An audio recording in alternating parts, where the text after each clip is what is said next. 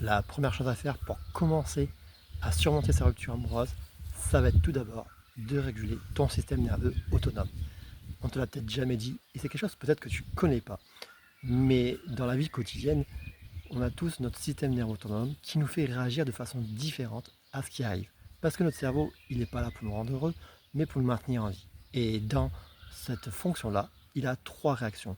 Soit le combat, soit la fuite, ou alors pire, le figement. Mais quand tu es régulé, tu arrives à sortir de ces moments de survie et à être simplement en sécurité.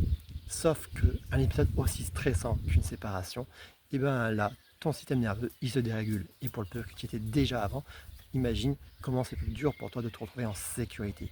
Alors, avant de vouloir essayer de contrôler tes émotions ou de changer ton mental, il va falloir déjà que tu ramènes de la sécurité dans ton corps, parce que tant que ton corps réagira en mode automatique, il va essayer de te faire prendre la fuite en te faisant passer dans le déni ou en allant passer tout ton temps à la salle de sport ou au travail pour pas penser à la douleur de la rupture, ou alors il va te passer en mode combat à vouloir coûte que coûte accrocher à une relation qui n'est plus bonne pour toi, ou alors qui n'est plus possible, ou alors au pire, tu seras dans une situation où tu n'arriveras plus à avancer, tu n'auras plus du tout d'énergie, tu seras complètement figé. Mais il faut que tu sortes de ces trois états de survie. Et pour ça, ça passe par le corps et à réguler ton système nerveux autonome.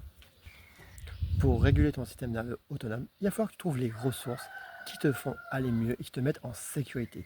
Alors il y a différentes techniques, allant de la respiration, la méditation, le yoga, et aussi ça peut être simplement des choses qui te font du bien, comme certaines musiques ou aller dans certains lieux. Ça, c'est à toi de trouver tes ressources qui vont t'aider à te remettre en sécurité. Et comme bien sûr, c'est pas forcément quelque chose qui est évident à trouver, ni à savoir comment, et bien c'est pour ça que dans mon accompagnement, je te donne tout un ensemble d'outils pour pouvoir t'aider à te remettre en sécurité et avancer dans ton deuil amoureux.